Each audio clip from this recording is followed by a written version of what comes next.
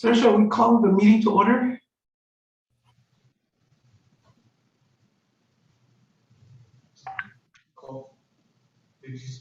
Yes, we can call the meeting to order.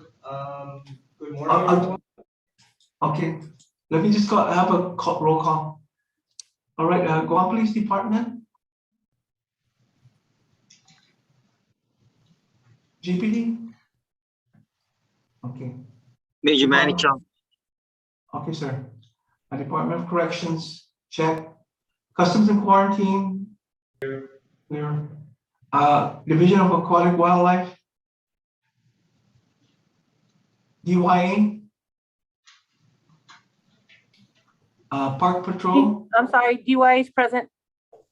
Park Patrol. Port Authority, please. Airport Police. Present. Marshal's Office. Probation. Present. Attorney General's Office. Present. Guam Fire Department. Present. Okay, and ARF. All right, well, present. All right, sir. Everybody, can you look at take a couple more minutes and look at the minutes, and then we'll have a motion to accept or approve.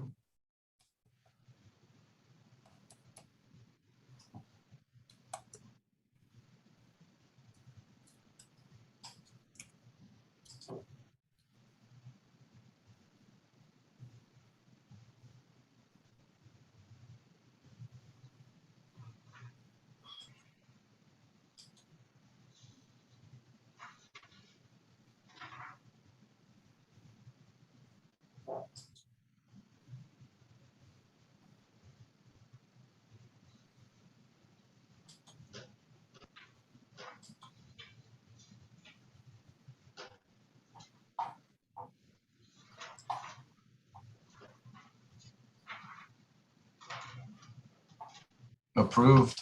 GFD. Okay, do I have a motion to approve from what agency? GFD.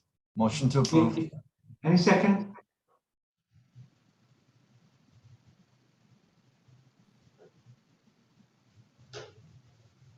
That's A second the motion.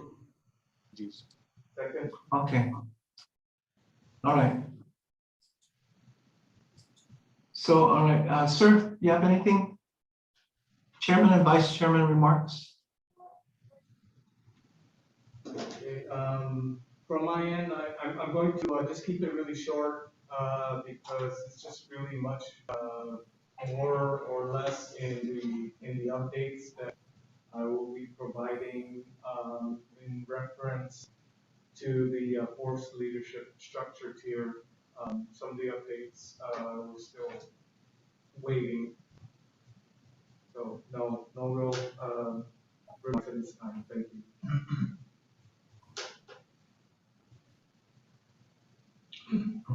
Sir, I know it was the last minute that we had a discussion regarding the implementation for training program and also our physical fitness program, medical program. I amend if we can put a discussion on the floor. There, later on, yes. Okay,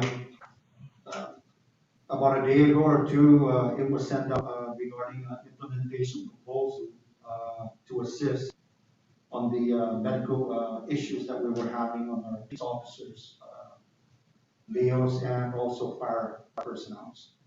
And so Okay. I wanted to assist in a way where this implementation that actually a proposal is applied already to one peace officer, that's the our division up at the airport authority. And I narratively cut it down so that they can look over everything, and if they have any questions after my discussion, we can go ahead and do a discussion on it. All right. And the implementation actually, sir. Just narratively, would it be okay if I can take some time to explain to our commission members? Sir, can we wait till we get to the new business? Is that the one with new business, right? That's not a problem, sir. We can do that for Okay, new business. okay. On my side of the I spoke with Geraldine Cepeda. Back in March, we were given the authority to develop our policies within post. Okay, and so as recommended by the chief of police, that we contact the compiler of laws, and I did contact her, and she indicated that not everything that comes out of post in their decision-making process has to go to the compilers. Only when we're making changes to the GAR or with the statute. So, like, take for instance the airport police, right? On our last meeting, we agreed to go ahead and change the PT test to mirror the ones we have with like GPD. However, what the compiler, Geraldine from Compiler of Laws indicated is that has to go to the AAA process, which means we have to have a public hearing, and I believe it's two. So what I'm going to do is I'm going to set up the parameters or all of the regulations and for it to be approved. So we have to go through that public hearing process with the AAA process. But other stuff that maybe we're changing as internal policies, like let's say accepting the different law enforcement agency training, that doesn't need to go to the AAA process because doesn't affect the current laws. So that's the thing that we need to work on, right? So I will work with airport police on that, and we'll set up the AAA process. That's just been a revelation. I thought we could go ahead and go through accepting it. However, that has been clarified through the compiler of laws. All right. And that's all I have so far from this from the last meeting that we had. So going into old business, sir, I guess you can go through that if you like. Okay, under the old business, the Guam Post Executive Director position, we're still waiting on, we're still in status quo. So once we get a firm grasp on the way moving forward with the hiring of an executive director, we will put it out immediately. But as of this day and time, we don't have anything. Okay. If I can continue, number 2, the status of the General Force Leadership Structure Tier, the update on this. So I ended up sending out an inquiry to Mr. Francis Blisco from the Guam Department of Administration regarding several questions that I had before we really nailed down the facets of this post leadership force structure. And so there were 3 questions that centered on what are the steps that the Post Commission would need to complete in order to allow DOA to properly analyze whether each respective entity has classified the positions appropriately into the force structure. And then the second question would be some LEOs like the police department, the Corps, and others which are law enforcement centric and are agencies that tackle law enforcement questions as their main mission are more than likely going to be able to classify all their different leadership tiers, from their executive leadership to their tactical operators to their entry level, into the force structure. So we want to work with the Department of Administration, and we're asking, could POS put in as part of its decision-making matrix certain criteria to ensure that the law enforcement entities are classified into this force structure appropriate with the intent of the matrix. And then the third question, says each law enforcement agency, respective in the government, need their own force structure. The post be able to tailor each agency's needs and current staffing patterns with their agency's organizational size and structure. For example, and this leans is an extension of question number 2, which is certain agencies are much smaller and maybe operating as a division as opposed to their main mission. So that's the question that I'm asking. Once I'm able to get all that information, we're going to be moving forward, and I have a document that is sent out for everybody to read.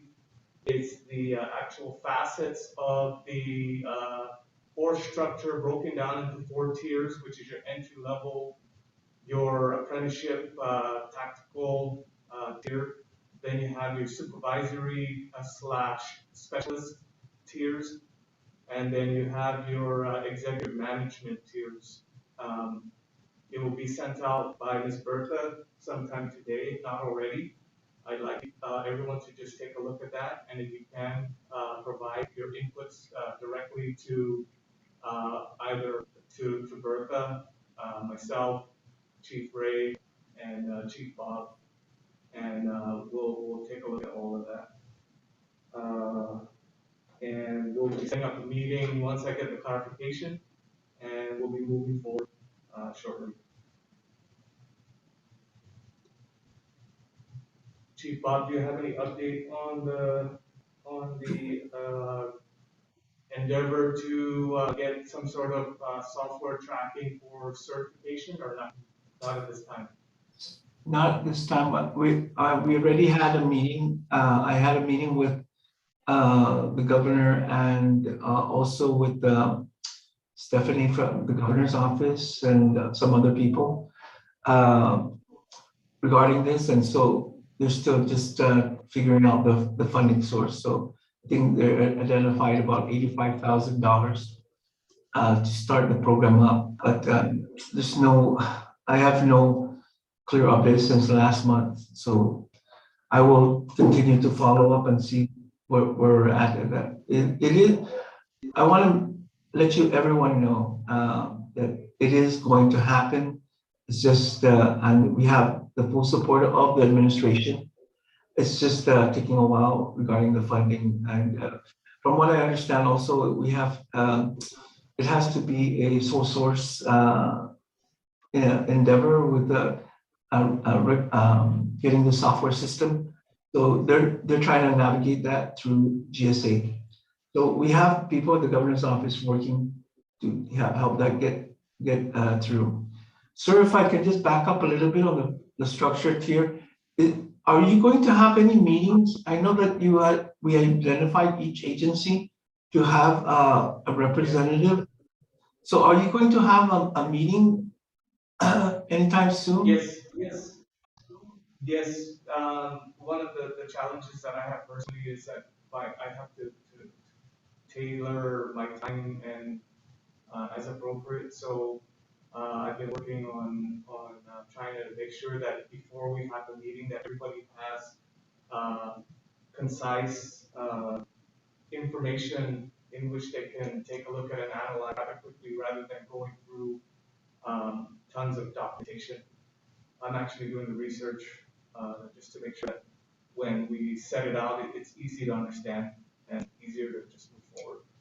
But yes, once I get clarification, I'll be setting up a meeting, and it should be maybe within the next few weeks. Okay. All right, sir.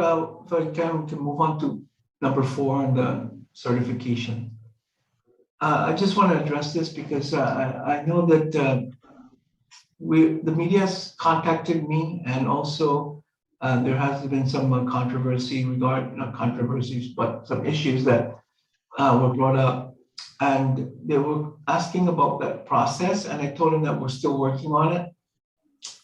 I still need to get with the Department of Administration regarding it, but I already sent a proposal last month to all the agencies, and before we go through that last process, I need to really go over the details with Department of Administration, and I haven't been able to do that. Unfortunately, I'm sorry, from the last month.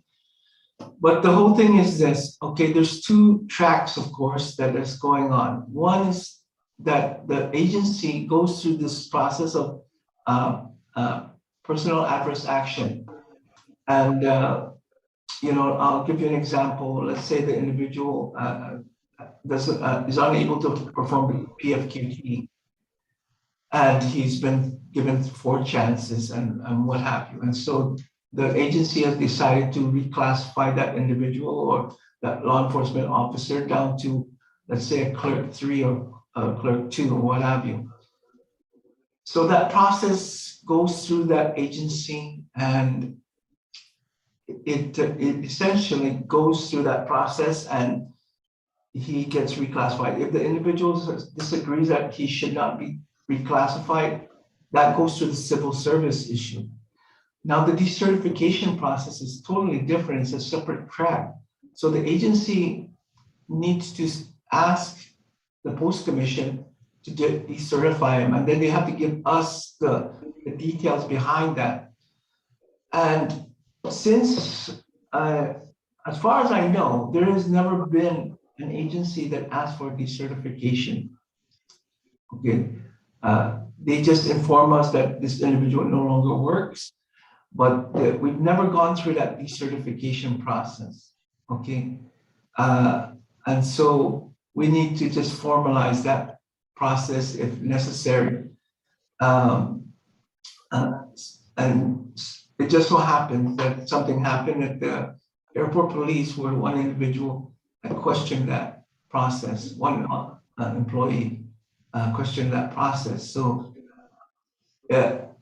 whether, from what I gave on the last meeting, that process is, from my proposal, is that if the civil service says, ratifies that reclassification and accepts it, or let's say the termination, or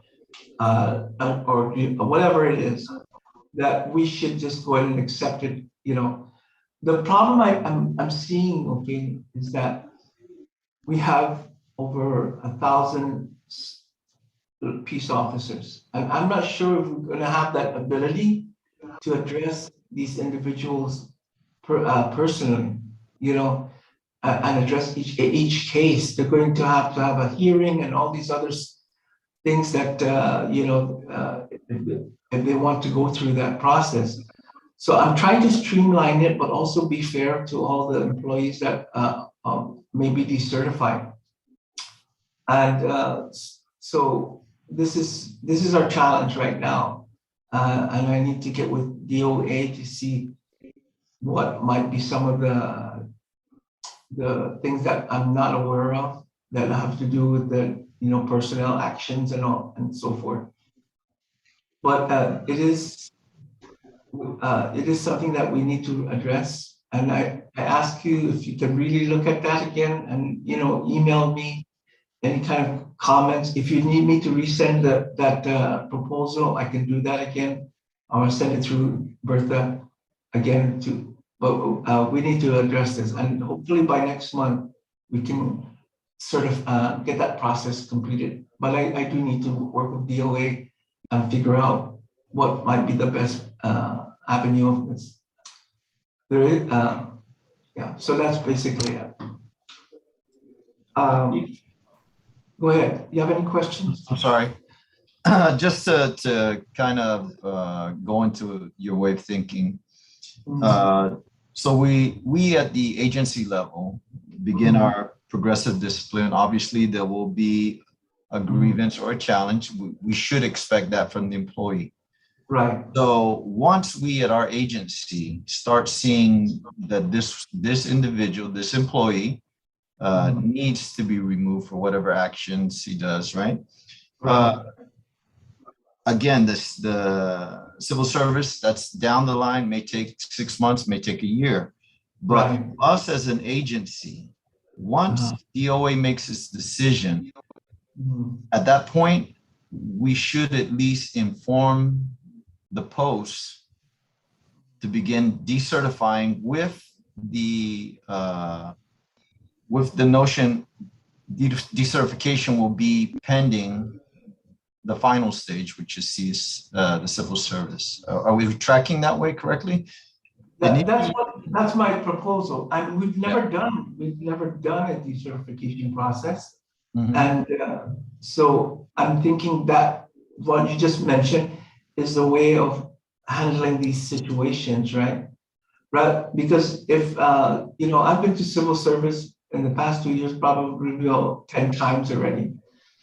And I'm not sure if we can do that here with the post commission and have, and that's just one agency, right? I mean, I can imagine you guys at GPD, Customs, and all the other agencies that we're going to be responsible for going through a whole decertification process, as far as hearing the individual.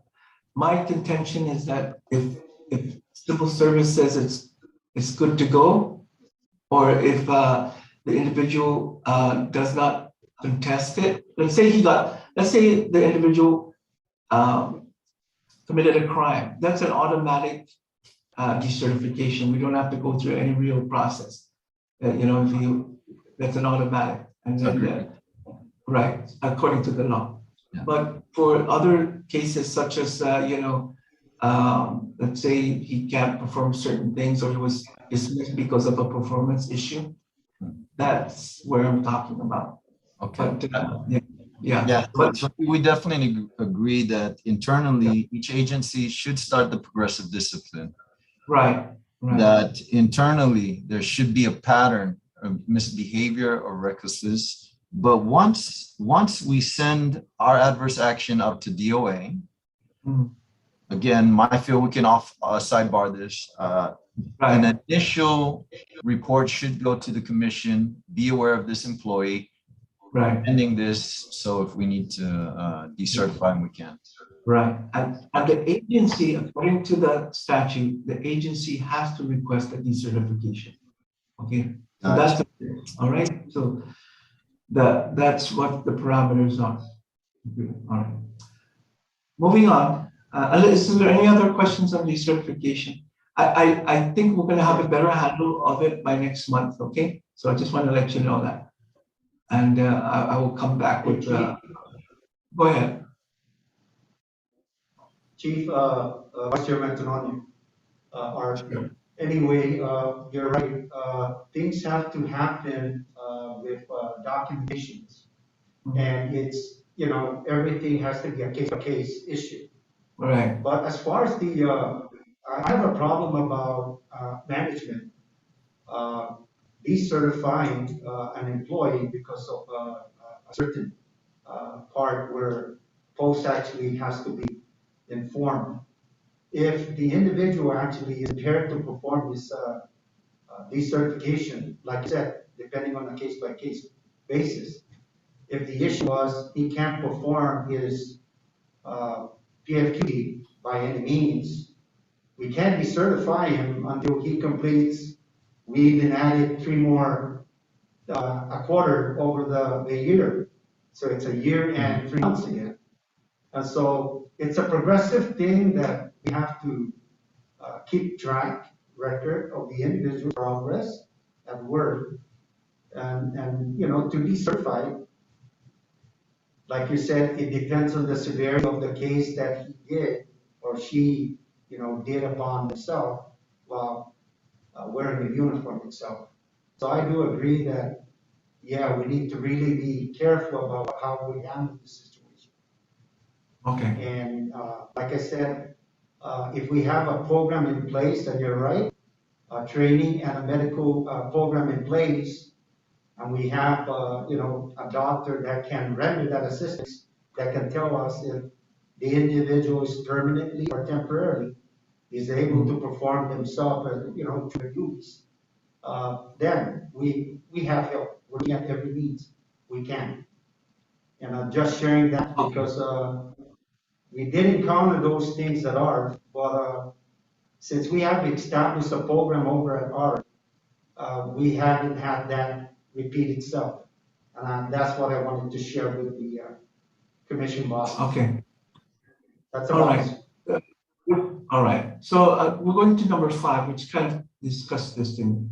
I want to inform all the agencies, okay, because I had to do some my research of my own too.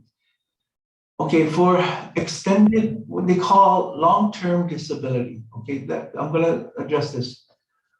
There's some employees that are on long-term disability. They haven't been given, like, let's say, medical retirement, but they've been certified as, disabled, and maybe, let's say, it's a heart problem or what have you. And so they go to the retirement, and they've been given long-term disability. What does that mean to the agency? Well, that means they still occupy that position. Okay. The second part of that is that you have to keep track of that, because these individuals still need their paperwork still needs to be updated, and we still need to pay for some benefits. Okay, and taken from our experience, we have to pay back certain benefits that we didn't know that we had to be paying for these individuals. Some of them, a couple of them or so, have been in long-term disability for like over 5 years. So we got to go back and pay those benefits. And if you're not doing it, you need to get with your ASO and find out and contact the retirement and see whether or not you guys are up to date, because you will end up, these individuals, let's say they got retirement, they finally get retirement, they won't be able to process it because the agency still owes money, okay? So it's very critical that you follow up with that, with all your long-term disability employees. And I didn't realize this was such an approved process until just recently, maybe a year ago or so. But there are, before, if you get this, let's say you had a disability and you go for retirement, that's pretty much the end of it. But now they have this long-term disability where they're holding the position, and we still need to be paying some financial benefits to that individual's account, okay, through the retirement process. So just a heads up, okay? If you haven't done it, you got to go back and check it, because you might be owing some money for some of your agencies. On the discussion, I know that Chief Mantanoni is going to discuss the FAA issue. And I reviewed the documents that were submitted on the email. It's about 5 different documents. Okay, here's what, as I want to reiterate. When we talk about medical issues, right? Like the FAA has these things like, okay, does he have a spinal problem and something with his eyes? And there's a lot of medical terms regarding that, okay, which is all and fine. However, if we're not, medical practitioners, right, and we're not certified, we don't even understand what those terms mean.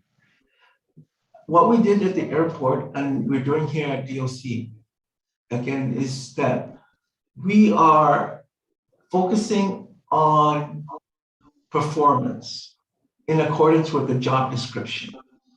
So let's say you're a fireman, you might ask the questions, instead of saying, can he walk or can he run or whatever, you relate it to certain job specific duties. Like, can he drive a fire truck or an ambulatory? Can he carry an individual 180-pound individual, drag an individual, whatever the issue is. Can he, pull a hose a certain amount of feet? Can he climb ladders? These are things that are job specific, and that it's easy. And then you won't have to have the issue of HIPAA, okay, issues, and disclosing information. What we've done here at the DOC, and also when I left the airport, we had those specific things that would pinpoint the individual's abilities. I'm not sure if it's changed at the airport, but that was one of the things we tried to do. But that has helped us tremendously. And I know, see, the problem we have with medical issues, right, is that we can't ask our employees, what is your problem, really, generally speaking. We can't say, do you have cancer? Do you have, diabetes or whatever? We can't really determine certain things. Let's say it's a mental issue, right? And the statute, the post-commission laws state, must maintain physical and mental abilities. Okay, that's in the statute. So if you say, can you work 8 hours a day? It doesn't really mean anything. Okay, but let's say here at DOC, we ask, can he work at night? Can he escort a prisoner? Can he use handcuffs? Can he use deadly pepper spray, a baton? Can he respond to emergencies at a unit? Can he use a fire extinguisher? All these different things have to do with the performance. All right. So if you want to handle certain things, because a lot of times when an individual puts in a request, he wants to be on medical profile, and you put him on administrative work, we don't really understand what can he do. Maybe he can't, carry 50 pounds, but he can drive, he can write reports, he can write tickets, he can, drive a car, and all these other things. So don't limit yourself by when an individual says, I'm on a medical profile, but what does it mean? What does it mean to your job? Because a lot of times we put people like a desk watch, but he can really do certain other things, okay? And that's been a customary thing because we don't go delve into the job performance issues. So that's the extent of it. And I provided already a sample copy of what we do. And I encourage everyone to do the same thing if you want to maximize our personnel. Across the board, our agencies right now are having a difficulty with manpower, right? We're short in everything. So what we want to try to do is maximize the use of each individual to the best of our ability, right? As administrators and managers, okay? So that's the end of that. That's my. If you have any questions on medical profiles, I don't want to keep going on to this. Just email me or call me up, and I can help you along the way and guide you regarding this. All right, that's it. Sir, can you move on to number 6? Okay, Park Patrol training program.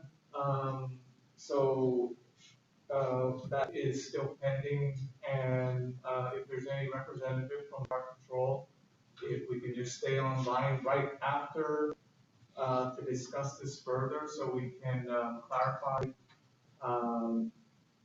the way moving forward in this particular program, because we had some questions that needed some clarification, and I think we really need to sit down and discuss the background of the training program and the facets of the training program. Excuse me, Chief. This is Bertha. Yes. I received a text that Park Patrol called Ken Mesa. I'm not able to call him back because I just saw that message. So he was going to explain why he's unable to attend, but maybe one of you guys can reach out to him as to I'll do that. I'll go ahead and do that. Yeah, especially with the AAA. Okay, Okay, thank you. all right. Moving on, number 7. Okay, I established a form last month, and what Chief Ignacio asked that we check with compilers as well. Ms. Cepeda said that she doesn't really have to get into that information, only when it has to do with changing our statutes in some way, okay? But stuff that we're adopting as policy within the post, that's within our realm, okay? So I move that we adopt this post policy form, and that, it's really a mere formality. We're just trying to track whatever decisions we make. And I'm going to go back and, allocate these things and start anew. Stuff that, like, let's say, what agencies we are accepting as certified through post. Like, I'll give you FLETC, FBI Academy, military training that you receive. These are things that in the previous meetings we've adopted. Unfortunately, we have it in our minutes, but we don't have it in the form. And so it's been brought to our attention that we need to have it formalized in some kind of form so there be a tracking. So I already had the form done. So I'm asking if we can just vote on this thing, and at least we can make some changes as we go along. But so I can just start that process of documenting all the different things that we had previously ratified or adopted for the post commission. And then on their next meeting, I'm going to give you all the different present the different forms of what we've accepted in the past. Things that, will help us administratively, okay? So I'm asking if we can just have a motion to accept the form as is. And if there are some challenges later on, we can make some minor changes accordingly. But what I want to do is just document all the different decisions we've made in the past several years that we have not been able to do it in a formal way. We have it in the minutes, but not in a formalized way of a certain form or certification form. So can I hear a motion to accept the post policy form? Motion to accept. Motion, sir. Okay, motion to accept from GFD. Okay. Jenny. And who seconded? Motion, Vice Chair Mantalone. Okay, all right, so any discussion on the matter? It's really mere formality, and I had the clarification from the compiler already. So we should be good to go.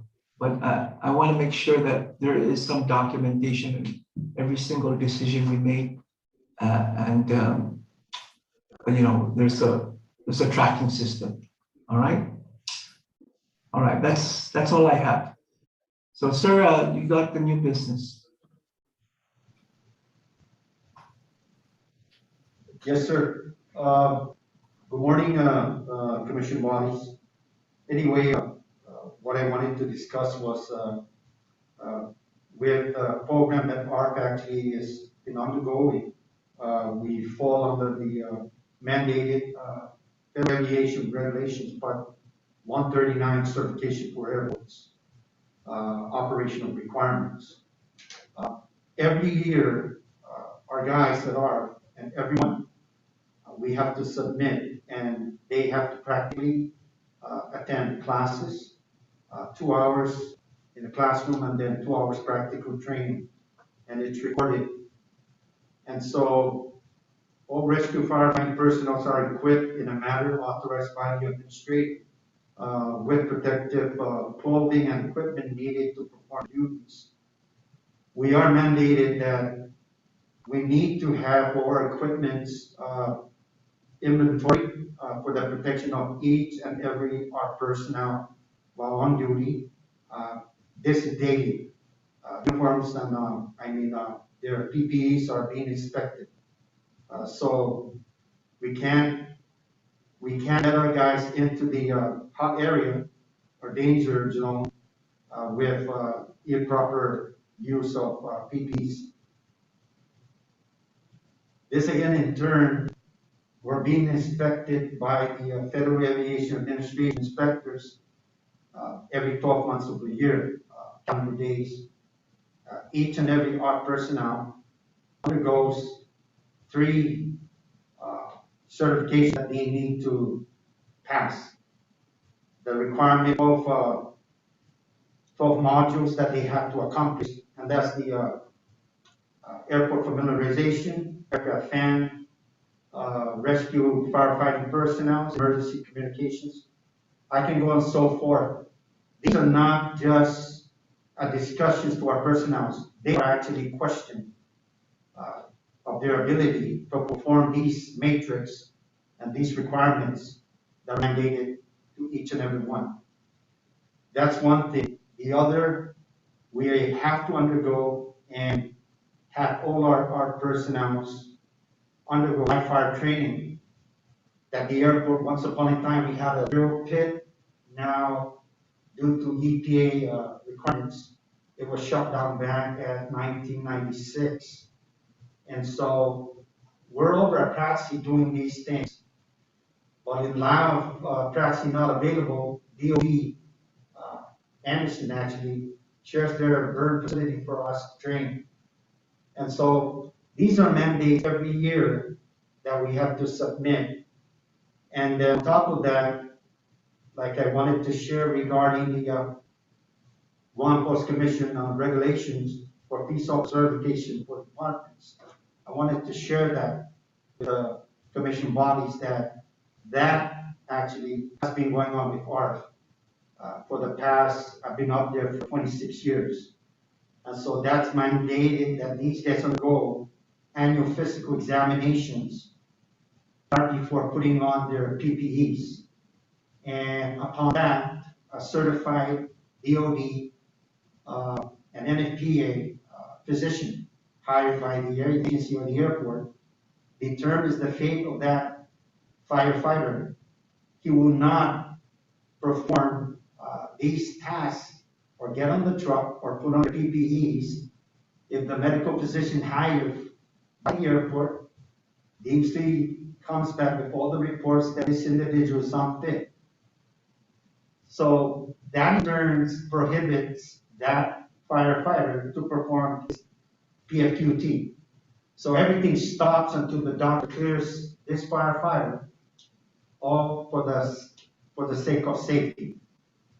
So it's up now. Everything lies to this firefighter to better himself.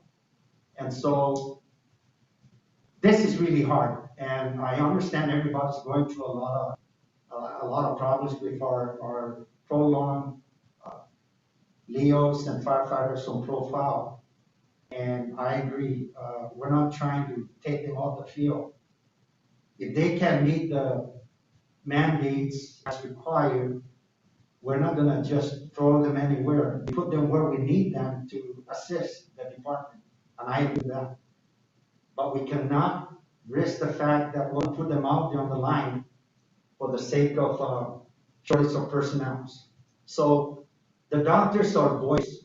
So whatever questions our firefighters actually relate to through management, like myself, they will want to come in my office as the fire chief and ask, such questions as, chief, the doctor, my PCP. PCP is their private clinic physicians.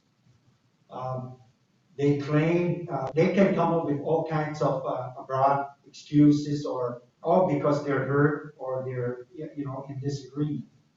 The fact still remains is there's a higher professional position qualified to determine their fate on their job. And so performance is the problem. They can't perform their responsibilities according to the doctor.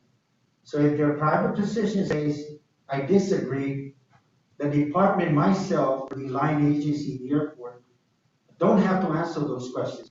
Their PCP, their private physician, as advised by me, go ahead and talk to have that discussion with the airport doctor. And if he waivers these things, so I can see and I can assist. But at my end, my job is to make sure the safety of that employee um, is not committed or forcefully to perform their duties. That's my job as the fire chief. Keep everybody at bay and keep them on the safe grounds. This we undergo every 12 calendar months. And these are actually regulated by federal mandates. And so it's really hard. Try to talk to 42 firefighters to keep them in shape. And I really admire the law that we have now proposed, PIQT. That's an additional monthly training that we put in for scheduled training for physical fitness. That's about, I wanted to discuss and share that we're not professional doctors to do prognosis to our men and women on the line of duty or workforce. We hire actually a professional to assist us in that way. In that way, if there's any unfairness, uh, the doctor's our voice, and that's all I can say.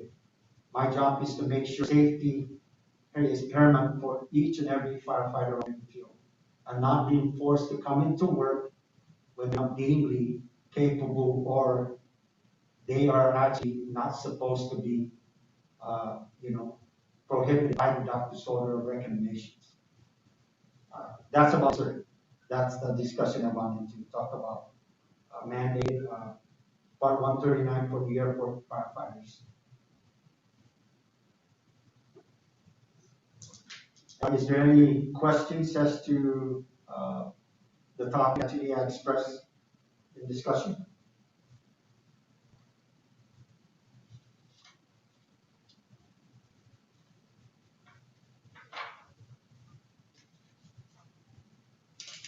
If not, we can move on.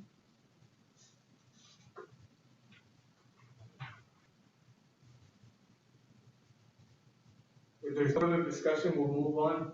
However, I will suggest everybody take some time after the post meeting to take a look at the documents that were forwarded from Ms. Bertha that talks about the part 139 and the processes that Chief Antonovi is talking about. So we move on to new business, Guam Post Commission regulations, peace officer certification of departments, operational requirements. I'm not familiar with this. Is it Chief Bob? This is what I was talking about. It's the same thing? Just for having to review the chief. Okay, so tied in with the part 139 is the peace officer certification of departments and operational requirements. So yes, I recommend everybody take a look, and what we can do is we can discuss this further during our next meeting, as well as we should have hopefully by then a solid plan and moving forward with our law enforcement officer force structure and other updates like the status of the executive director hiring and others. I will open to the floor for any business or anything that needs to be discussed that we may have missed. So I leave it to the floor. Thank you. Yes, Chair, can I go ahead and ask to implement it for new business maybe? This is regarding the entry hiring on the LEOs, law enforcement and firefighters. And also it will actually tie into the retirement system 2057. I will present that on the next for a new, meeting for retirement. Okay, any objection to Chief Antonio proposing new business to discuss next month?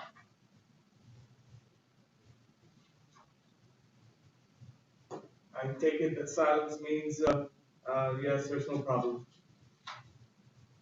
So going once, any other new business? Okay, we'll move on to the next agenda item, which is the next scheduled meeting, which is going to be tentatively scheduled for Friday, April 29. Just remember, it may be subject to change. I really hope to see us all sit in one room. I know it's kind of difficult during this time, COVID-19 and the protocols that we have to initiate. But I think we get a lot more discussion when we're all together in one room. Then now we move on to section 8. Any open discussion or announcements? I mentioned that earlier. Anybody out on the floor? Yes, Chief, this is Chief Rosanna Villagomez again with the judiciary. Just to announce that the judiciary conducted its PFQTs last week for marshals and probation officers. So just to announce that. Thank you. Okay. Could you repeat again? I guess my connection here is not as great. Oh, sorry. Can you hear me now? Yes. I just wanted to announce that the judiciary conducted its PFQTs last week for the marshals and probation officers. So that's very it. Good, very good. Thank you. Thank you. Okay, anybody else? Chief Buck, do you have anything before we close out? Chief, this is Chief Manabusan.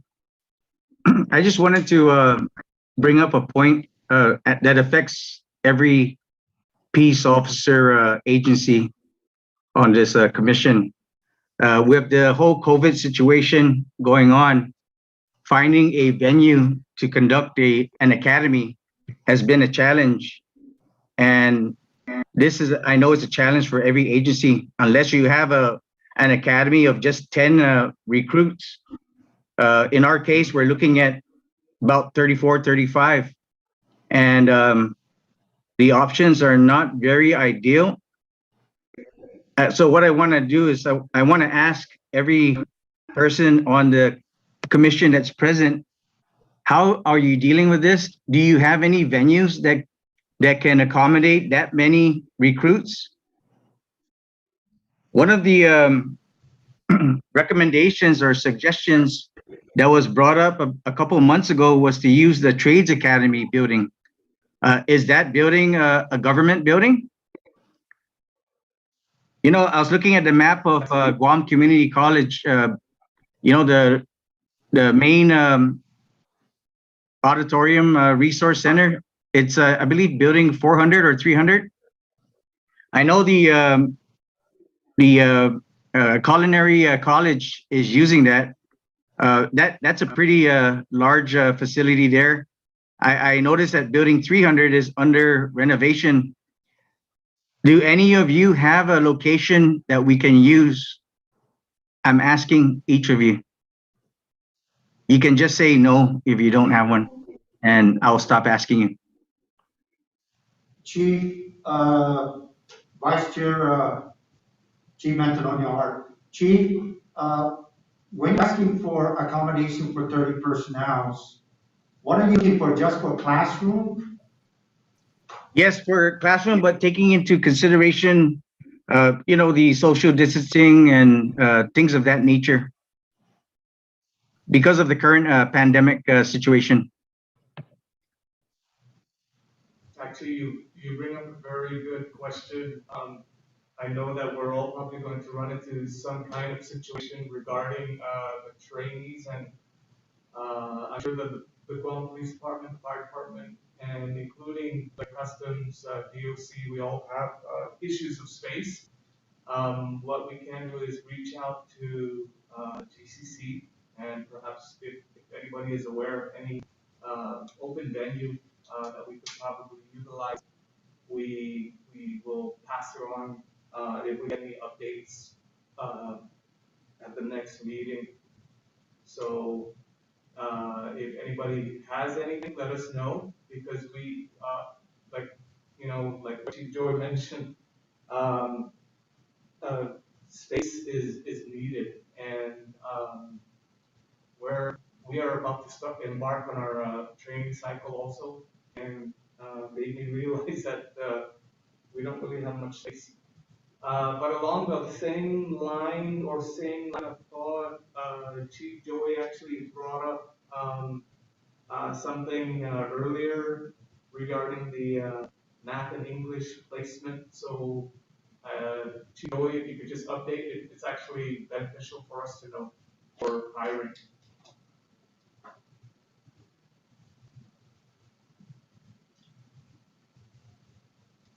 Hello? Hey, Joey? Well, I can answer. I'm sorry. Go ahead, Chief. I thought you weren't Yeah. answering. Yeah, go ahead. I'm like sort of like looking at some messages that are being WhatsApp to me at the same time. What was the question? So the question is, does GCC still require new employees who have no higher learning or college credits to take the English and placement test? The answer is yes. That should be a pre-employment requirement. But even with us, letters of acceptance, when they get it, the condition is you must go take a placement test if you have not taken any higher learning. Now here becomes the dilemma. A person that doesn't pass it, what is the turnaround with GCC to retest them in time of the start of the academy? The second dilemma, what if this person cannot meet the minimum requirement? Do we recycle him, which I think we should, especially they're probationary, they don't meet the standards. But how much are we willing to assist before, and this is even before we started the academy. So these are the issues that we address on our side, but to a short answer to your question, the answer is yes. Any new employee that has no college level learning must take a pretest, math and English. Here's the guidance that we got from GCC, from the College of Criminal Justice College, Pete Roberto. He provided this guidance a few years back. Number one, if they have completed developmental math and English, they do not need to take a placement exam. They will, however, need to provide evidence like a transcript to prove that they did. Number two, if the candidate has already in the process of completing college level math and English 110 or English 110 or math 110, they do not need to take the placement exam. Number three, only candidates who need to take the placement exam are the candidates who have not met the above. Number four, candidates who are providing a foreign transcript, they need to provide those records, but GCC recommends that they just go ahead and take it because that may take some time.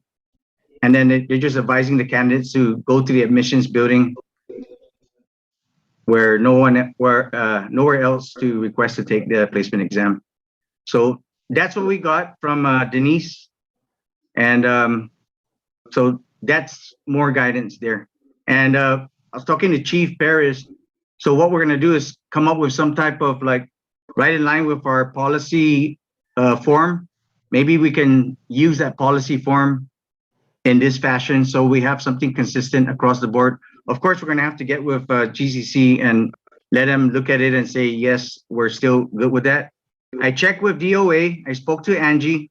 Angie placed it back at GCC and the agency. So when I spoke to GCC at first, they were mainly saying, talk to DOA and it's up to the agency. But I think there is a lot of latitude. And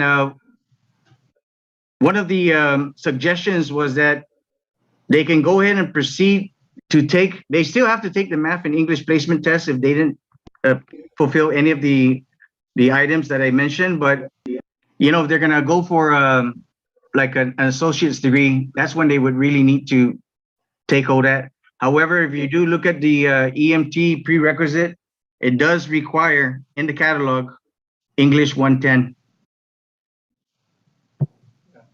I don't know if the other courses, the other Leo courses require it.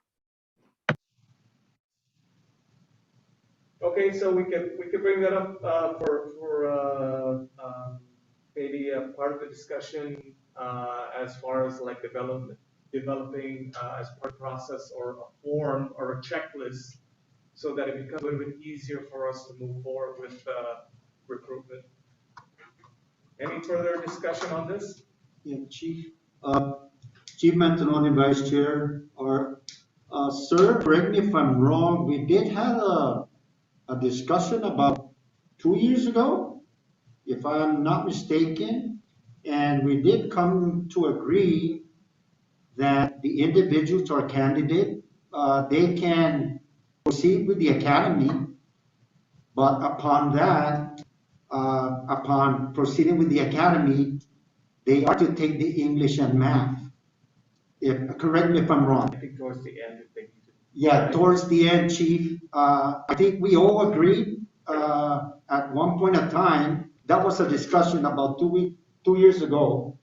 And we all agreed that towards the end of the academy, the candidates were supposed to take the English and math If they need it. if they needed it.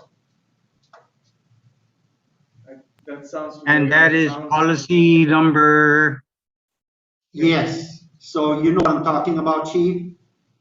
yes. So hence the policy form that Chief Bob was talking about. We got to organize Yes, all of yes. these minutes so that we can Yes. be consistent every year instead of Yes, saying, oh, I remember this, I remember that, 2 years, maybe 4 Right. years. Yeah. And the guy that came up with it, probably not I'm with just us anymore. reminding ourselves of that on the policy, yes. Okay, that's a very good discussion. Any other announcements or discussion? Going once, going twice. So motion to adjourn? Do I hear a motion?